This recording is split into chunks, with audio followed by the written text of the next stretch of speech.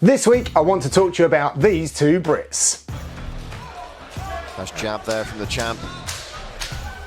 Sport, back elbow. He's hurt. Dimitrov, he's out of down. And it's over. Unbelievable.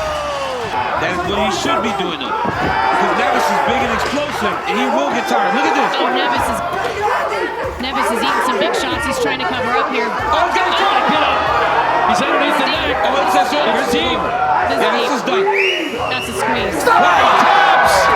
Mick Parkin improves to 6-0. November 2023 feels like a pretty good time to be talking UK UFC heavyweights. With Tom Aspinall becoming the first UK heavyweight to capture some UFC gold, it can only have a positive impact on the UK scene and those around him. So with that, let's talk about the undefeated Mick Parkin, who was actually using Aspinall in a southpaw stance to help him get ready for this weekend's appointment with Caio Machado. Parkin will make the walk as a UFC fighter for the second time on Saturday after acing his debut at the O2 Arena earlier this year.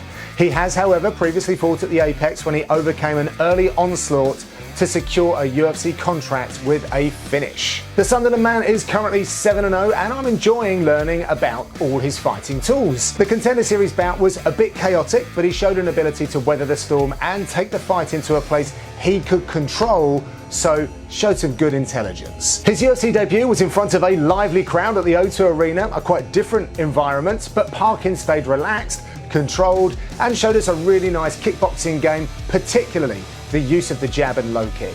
Although he spars with Team Aspinall, his home is TFT under the affable and very capable Andrew Fisher.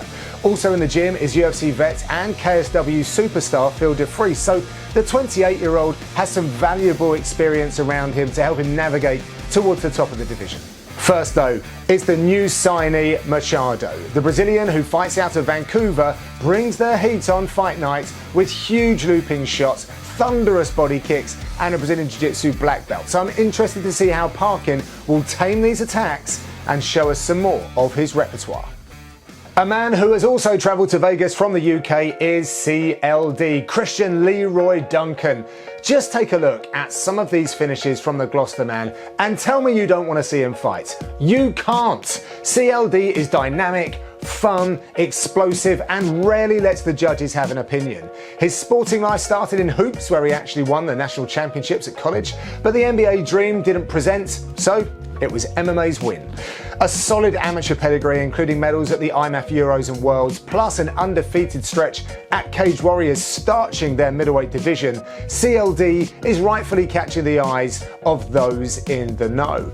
He is coached by the legend Mark the Wizard Weir, and he has a very mature attitude to the fight business. His training has taken him as far as Thailand, but most recently we've seen him on the mats with the Edwards brothers at Team Renegade in Birmingham. It has, however, been a challenging entry into the UFC for him. His debut ended in injury to his opponent Todorovic, and then the strategy and style in his last fight just didn't accrue enough points with the judges to land him the dub. So I'm interested to see the tweaks he has made for this weekend. He has had a late change in opponents, putting him in the octagon with Dennis Tululin, but broadly the fight camp has been spent preparing for kickboxing, which is what I expect. Tululin is a rugged battler who regularly spars with the current champ Strickland, so he'll look to spoil that flashy style of CLD and make this one ugly. Both the Brits will be available for your viewing pleasure on UFC Fight Pass this Saturday, so enjoy the fights.